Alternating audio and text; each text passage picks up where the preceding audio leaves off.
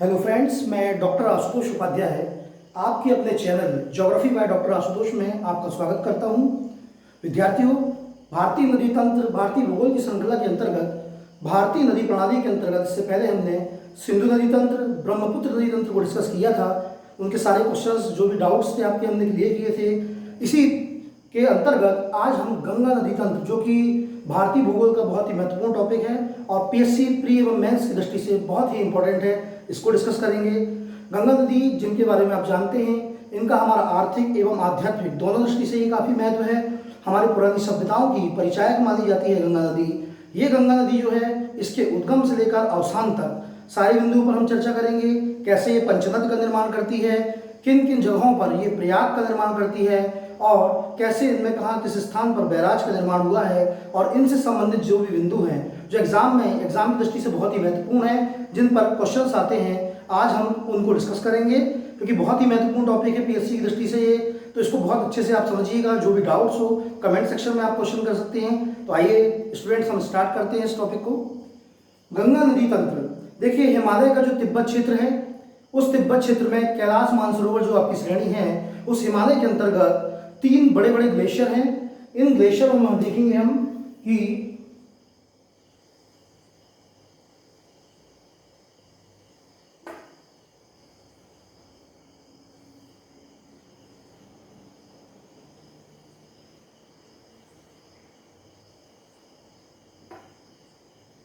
हिमालय पर्वत श्रेणी में के अंतर्गत तिब्बत जो क्षेत्र है, इस तिब्बत क्षेत्र के अंतर्गत 3 ग्लेशियर हैं, जिनमें से पहले ग्लेशियर का नाम है यमुनोत्री ग्लेशियर। ये पड़ती है आपकी बंदरपूछ के पास। दूसरा जो ग्लेशियर है, इसका नाम है गंगोत्री ग्लेशियर।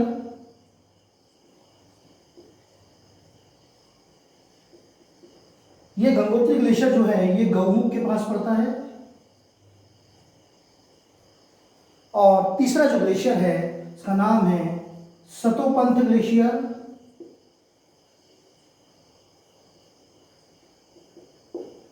ये 3 ग्लेशियर जो है, ये एरिया आपका केदारनाथ बद्रीनाथ वाला एरिया है। तो इन 3 ग्लेशियर जो है,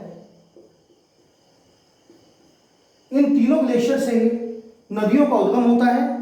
ये धाराएं फिर आगे मिलकर जो है गंगा नदी को जन्म देती है। अभी जो तिब्बत क्षेत्र में है, ये गंगा नहीं कहलाती है, अभी 2 धाराओं के रूप में। तो अभी हम स्टार्ट करते हैं, नदी का उद्गम कहाँ से हो रहा है, कैसे धाराओं के रूप में, संयुक्त धारा के रूप में फिर ये भारत में गंगा के नाम से जानी जाती है। तो विद्यार्थियों, ये चीज को ध्यान रखिएगा कि जो तिब्बत क्षेत्र है, इस तिब्बत क्षेत्र में 3 प्रमुख ग्लेशियर, एक बंदरपूछ के पास यमुनोत्री ग्लेशियर, एक गौमुख के पास में गंगोत्री ग्लेशियर और एक बद्रीनाथ के पास में सतोपंथ ग्लेशियर है। इनमें से जो गंगोत्री ग्लेशियर जो है, इस ग्लेशियर से एक धारा निकलती है।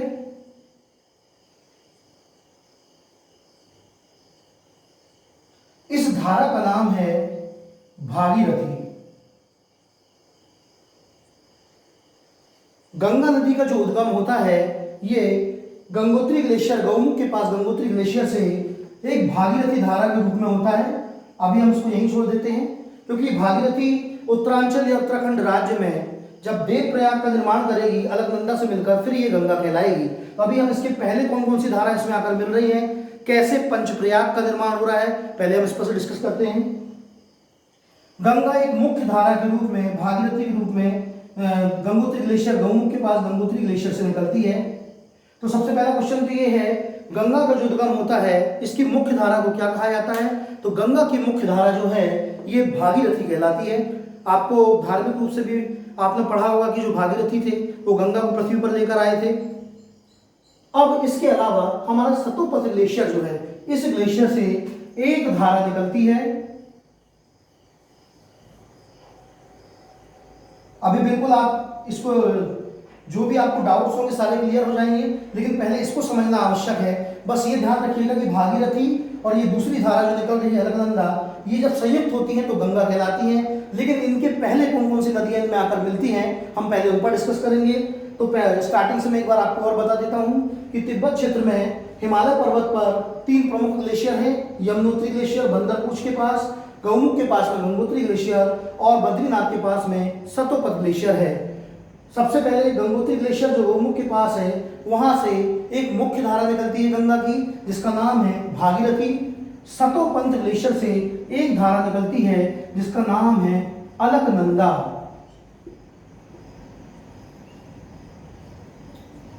अब देखेंगे कि जो अलकनंदा रिवर है, इस अलकनंदा रिवर में पर्वतीय क्षेत्रों से बहुत सी नदियां आकर मिलती हैं।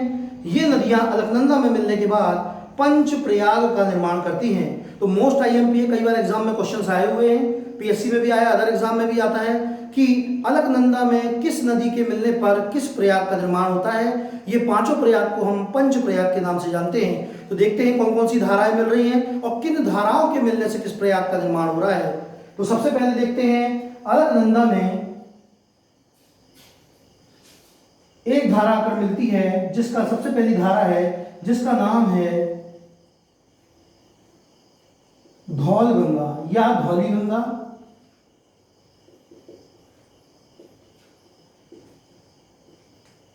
धौली गंगा जब अलकनंदा में आकर मिलती है तो जिस स्थान पर यह मिलती है इसे हम विष्णु प्रयाग के नाम से जानते हैं।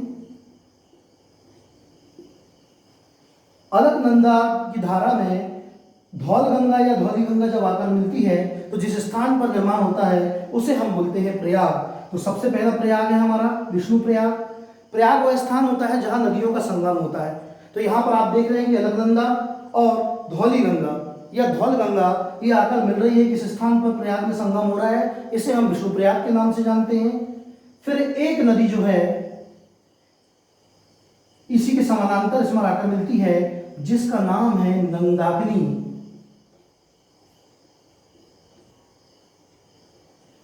ध्यान रखिएगा, कंफ्यूजन होता है स्टूडेंट्स को, ये मंदाकिनी नहीं है, ये नंदाकिनी है।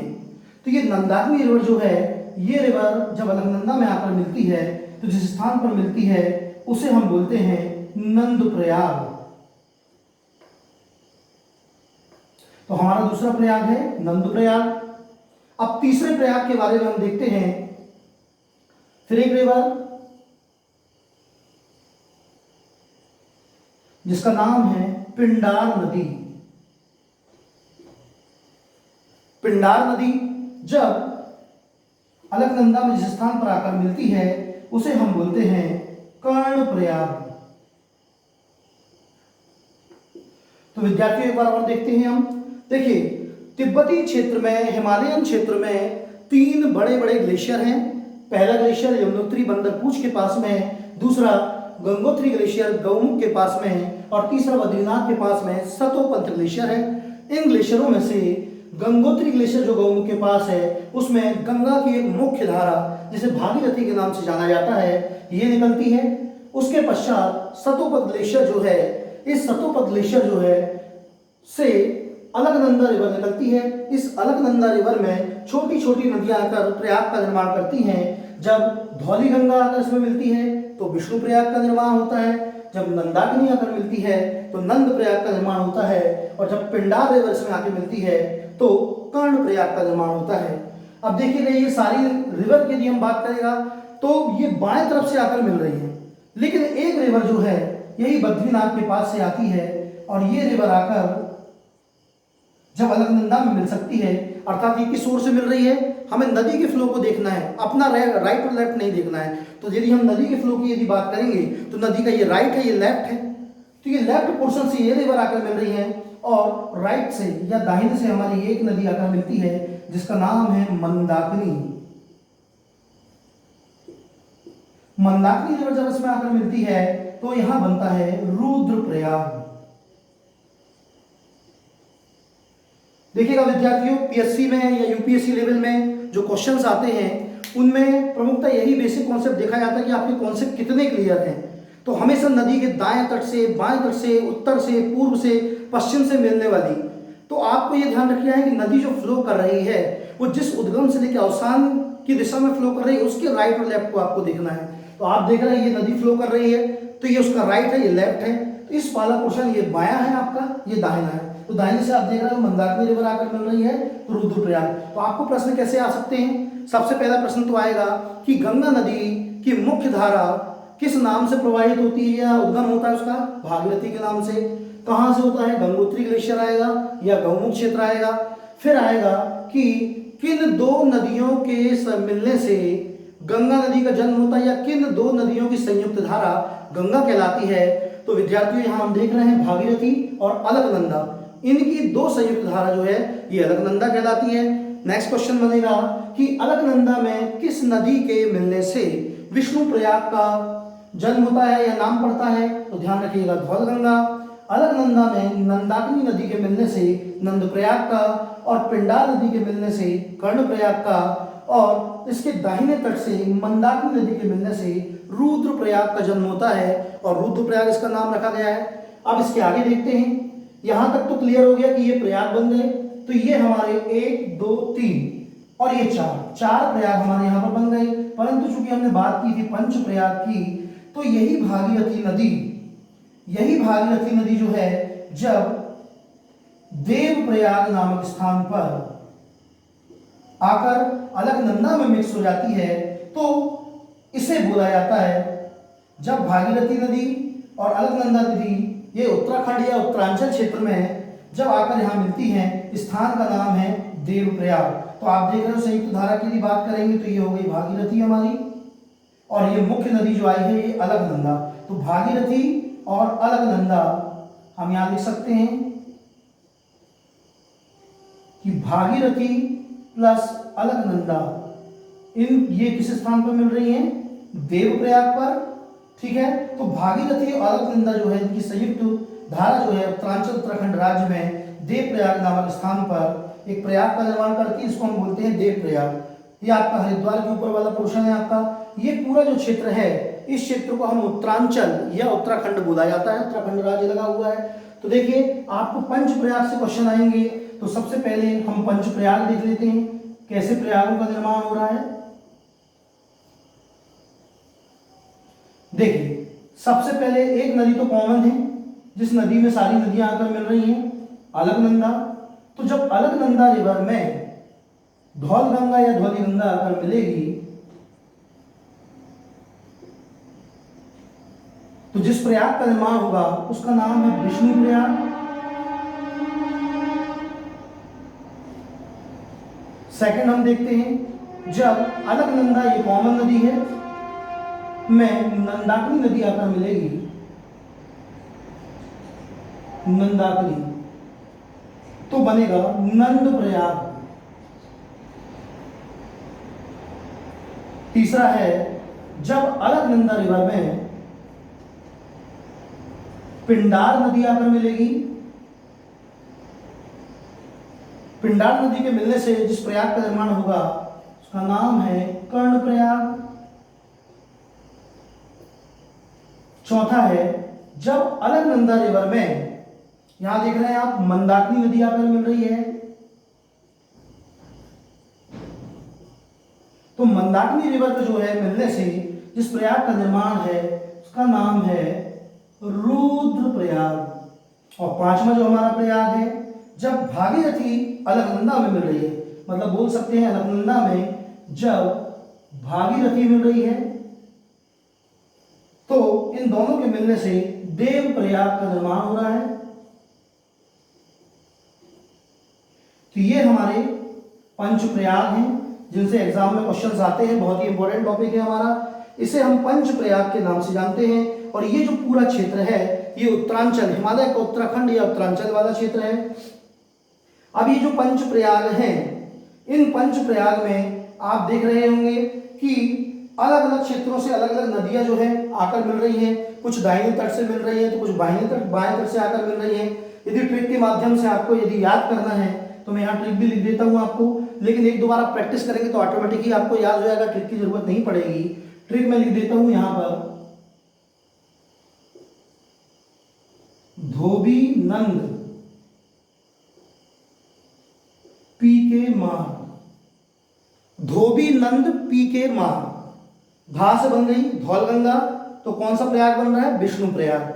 नंद से नंदाकिनी, नंद से नंदाकिनी तो नंद प्रयाग, पी से पिंडार तो बन रहा है कर्ण प्रयाग, मां से मंदाकिनी तो बन रहा है आपका रुद्र प्रयाग, और अंत में आप देख रहे हो भागीरथी और अलकनंदा मिल रही हैं तो आपको बन रहा है ये देव प्रयाग। ये तो जब अभी भारत में प्रवेश नहीं किया है, उत्तरांचल के पर्वतीय क्षेत्रों में ये पंच प्रयागों का निर्माण हो रहा है, तो अभी तक इस नदी का नाम गंगा नहीं था, परंतु उत्तराखंड राज्य अर्थात भारत में प्रवेश करने के पश्चात देवप्रयाग से यह नदी जो है गंगा नदी के नाम से जानती है। तो अब विद्यार्थियों हम ये देखते हैं कि अब इस नदी का भारत में प्रवेश हो गया है, तो भारत में प्रवेश करने के पश्चात कितने राज्यों में ये प्रवाहित होती है, किन किन जगहों पर दाएं तट से कौन सी नदियां मिलती हैं, बाएं तट से कौन सी नदियां मिलती हैं, कहाँ ये आपके बैराज का निर्माण करती हैं, कहाँ इनकी धारा बढ़ जाती है, तो इसके आगे हम डिस्कस करते हैं भारत में गंगा नदी का प्रवाह। इसमें एक इंपॉर्टेंट चीज और है भागीरथी नदी से रिलेटेड कि भारत का सबसे ऊंचा बांध आपने नाम सुना होगा टिहरी बांध, तो टिहरी बांध का निर्माण भी इसी रिवर पर हुआ है। तो देखिएगा मित्रों विद्यार्थियों, इस भागीरथी रिवर में एक छोटी सी रिवर आकर मिलती है जिसका नाम है भिलांगना। ये जो भिलांगना रिवर आकर मिलती है, जिस स्थान पर मिलती है उसका नाम है टिहरी। इस टिहरी नामक स्थान पर ही टिहरी बांध का निर्माण हुआ है।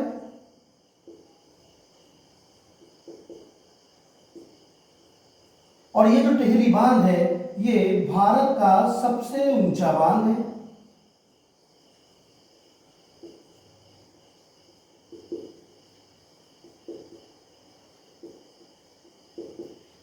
जो टिहरी बांध है ये भारत का सबसे ऊंचा बांध है। एक बार हम फास्ट रिवीजन करते हैं, फिर देखते हैं कि भारत में गंगा नदी कहां से प्रवाहित होकर किन किन राज्यों से जाकर किन किन स्थानों पर इनकी क्या विशेषता है, किन किन बिंदुओं से क्वेश्चन आते हैं इसमें। तो पहले हम फास्ट रिवीजन करते हैं। तो सबसे पहले हिमालयन तिब्बत क्षेत्र में 3 बड़े ग्लेशियर हैं। एक है बंदरपूछ के बाद यमुनोत्री ग्लेशियर, दूसरा है गौमुख के पास में आपका गंगोत्री ग्लेशियर, तीसरा है सतोपंत ग्लेशियर जो बद्रीनाथ के पास पड़ता है। यहाँ पर गंगोत्री ग्लेशियर या गौमुख से एक नदी प्रवाहित होती है, एक मुख्य धारा निकलती है गंगा की जिसे हम भागीरथी के नाम से जानते हैं, और सतोपंत ग्लेशियर में एक नदी का उद्गम होता है जिसकी धारा का नाम है अलकनंदा। यही भागीरथी और अलकनंदा जब उत्तराखंड राज्य में देवप्रयाग का निर्माण करती हैं तो भागीरथी और अलकनंदा जो है ये इनकी संयुक्त धारा गंगा के नाम से जानी जाती है। परंतु इसके पहले अलकनंदा नदी और भागीरथी रिवर जो है, तो अलकनंदा रिवर पर जो 4 प्रयागों का निर्माण होता है और एक भागीरथी अलकनंदा के मिलने से प्रयाग का निर्माण होता है, इन्हें हम पंच प्रयाग के नाम से जानते हैं। तो एक बार हम देखते हैं कि अलकनंदा रिवर में जब धौलीगंगा या धौलगंगा आकर मिलती है तो विष्णु प्रयाग का निर्माण होता है, जब नंदाकिनी मिलती है तो नंद प्रयाग का निर्माण होता है, जब पिंडार रिवर मिलती है तो कर्ण प्रयाग का निर्माण होता है, और जब मंदाकिनी रिवर इसमें आकर मिलती है अलकनंदा में तो रुद्र प्रयाग का निर्माण होता है, और जब भागीरथी और अलकनंदा की संयुक्त धारा आपस में मिलती है तो ये देव प्रयाग कहलाती है, और यहाँ से इसका नाम गंगा कहलाता है। अब मैं इसको मिटा देता हूँ। इसके पश्चात हम देखते हैं कि भारत में गंगा नदी कैसे प्रवाहित होती है।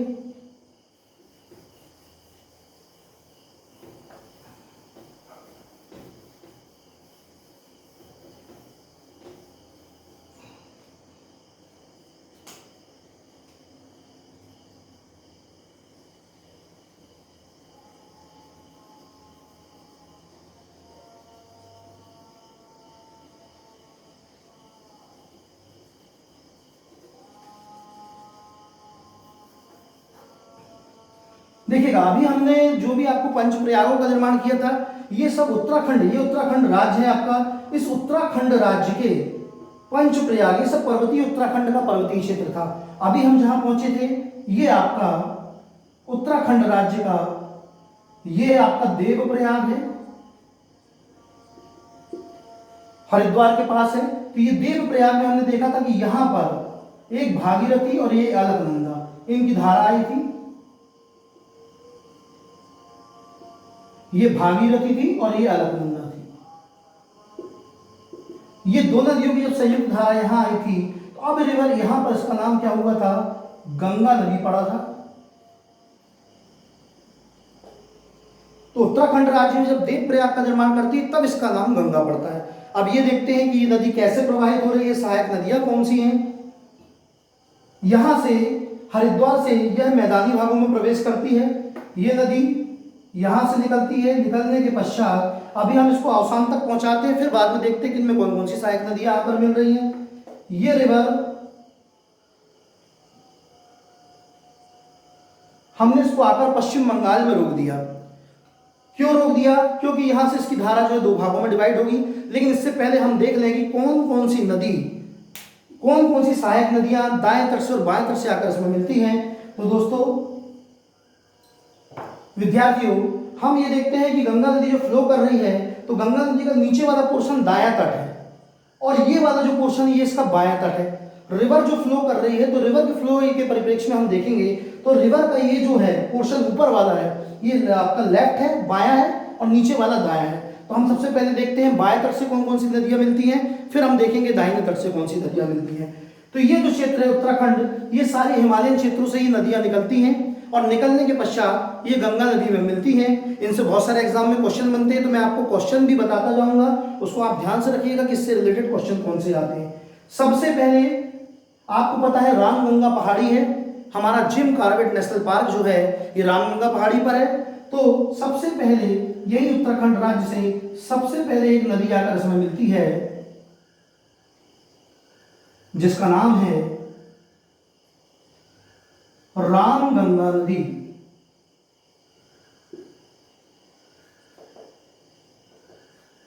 तो सबसे पहला क्वेश्चन तो ये बन गया, गंगा नदी में मिलने वाली या गंगा नदी में बाएं तट से मिलने वाली सबसे पहली सहायक नदी कौन सी होगी? रामगंगा। बाएं तट से भी सबसे पहले मिल रही है और गंगा में भी सबसे पहले मिल रही है, तो सबसे में पहले मिलने वाली प्रमुख सहायक नदी क्या होगी आपकी? रामगंगा। ये लिख सकते हैं इसमें हम, गंगा में सर्वप्रथम मिलने वाली सहायक नदी। अब देखते हैं उसके बाद में दूसरी रिवर इसमें आकर मिलती है,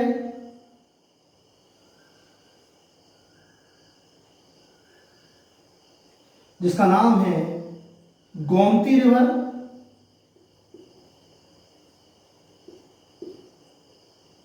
गोमती नदी से खासियत जो क्वेश्चन आता है कि गंगा की बाएं तट से मिल रही ऐसी कौन सी सहायक नदी है जिसका जो उद्गम है वो धरातल से होता है। तो विद्यार्थियों, इस चीज को ध्यान रखिएगा कि ये जो गोमती नदी है ये इसका उद्गम उत्तर प्रदेश की फुलहर झील से होता है। उत्तर प्रदेश की फुलहर झील जो है इससे इसका उद्गम होता है।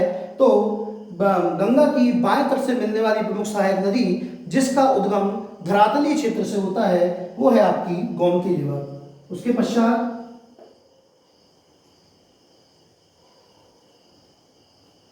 आपकी है घाघरा नदी।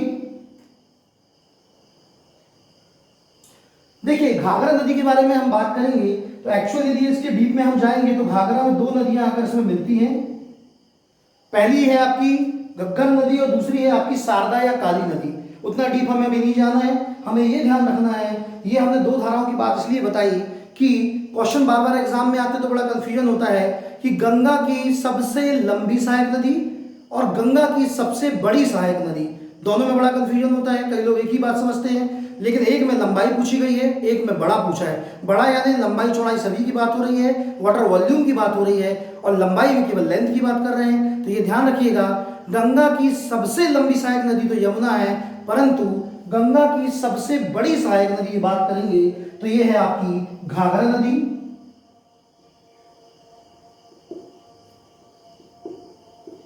गंगा की सबसे बड़ी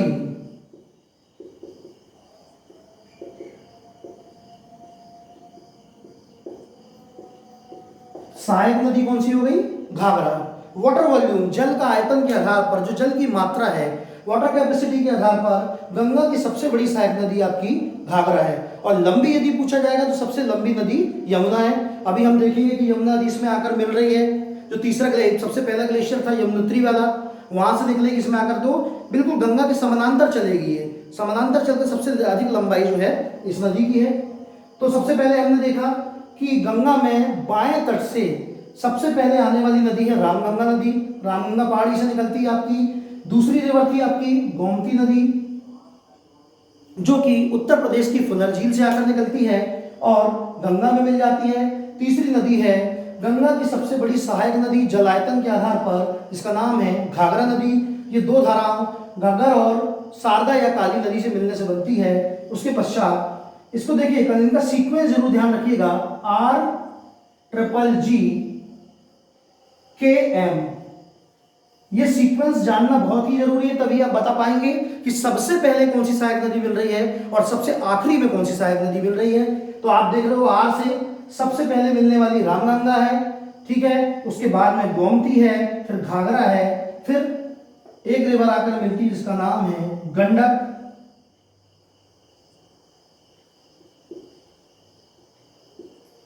गंडक नदी।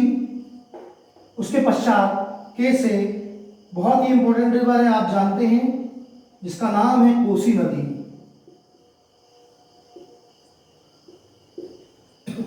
यह जो कोसी नदी है ये अपना मार्ग परिवर्तित करने के लिए कुख्यात है। ये इसको उत्तरी बिहार का शोक या बिहार के शोक के नाम से जाना जाता है, क्योंकि ये नदी क्या होती है, अपना रास्ता परिवर्तित कर देती है। तो जब रास्ता परिवर्तित करेगी तो बीच में बहुत सारे क्षेत्र आ जाएंगे जो डूब क्षेत्र के अंतर्गत आ जाएंगे, बहुत ही विनाश करती है। इसलिए इस कोसी नदी को उत्तरी बिहार का शोक कहा जाता है।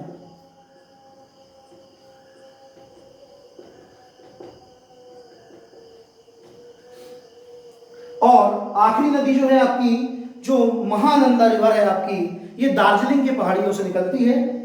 ये दार्जिलिंग की पहाड़ियों से निकलती है और आकर इसमें मिल जाती है। इस नदी का नाम है महानंदा। महानंदा नदी दार्जिलिंग की पहाड़ियों से निकलती है। देखिए कितने क्वेश्चन यहां पर आपके बन सकते हैं। सबसे पहली चीज, ये सारी नदियां कहां से मिल रही हैं, बाएं तट से मिल रही हैं। गंगा नदी की बाएं तट, आप देख रहे ऐसा फ्लो कर रहा है तो नीचे वाला पोर्शन राइट के दाहिना होगा, ऊपर वाला बायां होगा। तो बाएं तट से मिलने वाली सबसे पहली नदी रामगंगा नदी। दूसरा क्वेश्चन आएगा कि ऐसी कौन सी नदी है गंगा की सहायक जिसका उद्गम धरातल से होता है, तो वो आपकी हो जाएगी गोमती नदी, ठीक है, उत्तर प्रदेश की फुलर झील से निकलती है। तीसरा क्वेश्चन बनेगा कि गंगा की सबसे बड़ी, देखिए मैं बड़ी बोल रहा हूं बार बार, लंबी नहीं बोल रहा हूं, बड़ी जो जल आयतन के आधार पर है वो है घाघरा नदी, जो घग्गर और आपकी काली या शारदा नदी जो है उसके मिलने से धाराओं से बनती है। फिर है आपकी गंडक नदी। गंडक नदी के बाद कोसी नदी, जिसको उत्तरी बिहार का शोक है। ये सप्त कोसी गोसाईथान से निकलती है, 7 धाराओं के रूप में निकलती है और 3 धाराएं जो हैं ये हमारे यहाँ भारत में प्रवेश करती हैं। इन्हीं की संयुक्त धारा जो आपकी कोसी जो है, प्रमुख धारा को अरुण के नाम से जाना जाता है। और सबसे आखिरी में मिलने वाली, मतलब गंगा में सबसे अंत में मिलने वाली सहायक नदी या गंगा की अंतिम सहायक नदी हम बोल सकते हैं, गंगा की अंतिम सहायक नदी आपकी है महानंदा। पहली सहायक रामगंगा और अंतिम सहायक महानंदा। देखिए मैंने ट्रिक भी बता दी, RGGKM, 3 G से आएंगी, सबसे पहले R और आखिरी में M। तो ये जो है ये तो बाएं तट से मिलने वाली नदियां थी। अब देखिए ये नदी को मैंने यहां रोक दिया था, ये क्षेत्र है आपका पश्चिम बंगाल। तो यहां मैंने इसलिए इस नदी को रोक दिया है क्योंकि पश्चिम बंगाल में जब ये फरक्का नामक स्थान पर पहुंचती है, पश्चिम बंगाल में जगह है फरक्का, पश्चिम बंगाल में फरक्का स्थान पर जब यह पहुंचती है तो यह गंगा नदी दो भागों में या धाराओं में डिवाइड हो जाती है। इसके पहले भी वीडियो में आपको मैंने बताया था कि नदियों पर बांध बनाए जाते हैं और बांध बनाने के बाद इसकी नदी की धारा को मोड़ने के लिए, 2 धाराओं में विभक्त करने के लिए बैराज का निर्माण होता है। बैराज का प्रमुख रोल यही है कि ये नदी को टर्न कर देता है, जैसे नहरें निकालना हो या नदी को धाराओं में बांटना हो तो बैराज बनाया जाता है। तो इसी पश्चिम बंगाल में फरक्का नामक स्थान पर फरक्का बैराज का निर्माण किया गया है। इसी फरक्का बैराज से गंगा नदी 2 अलग अलग धाराओं में विभक्त होती है। एक धारा तो सीधी चली जाती है आपकी बांग्लादेश में, जब ये बांग्लादेश में जाती है तो ये पद्मा के नाम से जानी जाती है।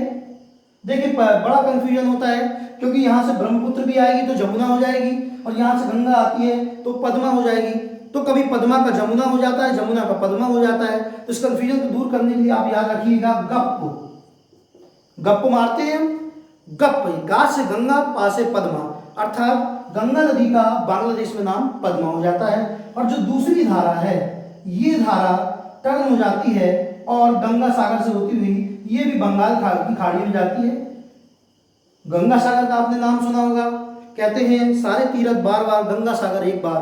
तो ये गंगा सागर नाम से स्थान से ये होती हुई आपकी बंगाल की खाड़ी में जाती है। तो ये जो धारा, ये क्वेश्चन बार बार आता है कि फरक्का बैराज से या गंगा नदी या फरक्का नामक स्थान से दो धाराओं में विभक्त होती है। तो इसकी मुख्य धारा तो एक आपकी चली गई भागीरथी के नाम, जो भागीरथी थी, पद्मा के नाम पद्मा हो जाती है बांग्लादेश में। लेकिन जो दूसरी धारा विभक्त होती है उसे हम पश्चिम बंगाल क्षेत्र में जो जाती है, इसे हम बोलते हैं हुगली नदी। नाम सुना होगा आपने। हमारा जो शहर है कोलकाता, ये इसी नदी के किनारे बसा हुआ है। नदी का नाम है हुगली रिवर। और दामोदर नदी का नाम सुना होगा, तो यहां से दामोदर रिवर आकर इसमें मिल जाएगी। तो इसी दामोदर, तो हुगली की भी सबसे बड़ी सहायक नदी आपकी दामोदर है। वो जब मैं प्रायद्वीपीय नदियों का तंत्र का वीडियो बनाऊंगा उसमें मैं आपको बताऊंगा। अभी आप ये ध्यान रखिएगा कि पश्चिम बंगाल में फरक्का नामक स्थान से गंगा नदी दो धाराओं में विभक्त हो जाती है। एक धारा बांग्लादेश में पद्मा के नाम से जानी जाती है और बंगाल की खाड़ी में प्रवेश करती है, और दूसरी धारा पश्चिम बंगाल की ओर टर्न हो जाती है, जिसे हम हुगली नदी के नाम से जानते हैं। और इसी हुगली नदी के किनारे हमारा कोलकाता शहर बसा हुआ है। अब क्वेश्चन ये उठता है कि इसको मोड़ा क्यों गया था। तो ये ध्यान रखिएगा कि गंगा नदी का प्रवाह काफी तेज होता है, अपने साथ बहुत सारे अवसाद लेकर आती है। तो यहाँ पर कोलकाता हल्दिया बंदरगाह है। तो कोलकाता हल्दिया बंदरगाह में ये नदी क्या करती थी, अपने साथ अवसादों को ले जाकर जमा करती थी। तो जो वो बंदरगाह था उसमें सिल्ट जम जाती थी, तो काफी प्रभावित होता रहा, वहां पर जो भी कार्य होता रहा वो काफी प्रभावित होता रहा। इस कारण इसकी मुख्य धारा को दो भागों में डिवाइड कर दिया गया, और डिवाइड करने के बाद ये जो धारा थी उसको हुगली नदी के नाम से जाना जाने लगा, और दूसरी धारा बांग्लादेश में चली गई जिसको पद्मा के नाम से जाना लगा। ये सारे बिंदु मैंने जितने भी बताया आपको मोस्ट आईएमपी हैं, ये बाएं तट से, ये सारी रिवर आपकी मिल रही हैं बाएं तट से। रिवर का फ्लो हमें देखना है, रिवर का राइट और लेफ्ट देखना है, आपका नहीं देखना है। तो रिवर का यदि हम देखेंगे, रिवर ऐसी फ्लो हो रही है। अब रिवर जब ऐसी फ्लो हो रही है तो इसका बायां तट है।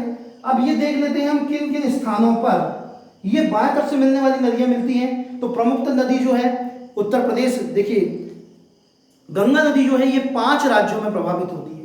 5 राज्यों में प्रवाहित की हम बात करेंगे तो देखिए सबसे पहले तो ये उत्तराखंड राज्य हो गया हमारा। उत्तराखंड के बाद आप देख रहे हो कि उत्तर प्रदेश में आ गई ये रिवर।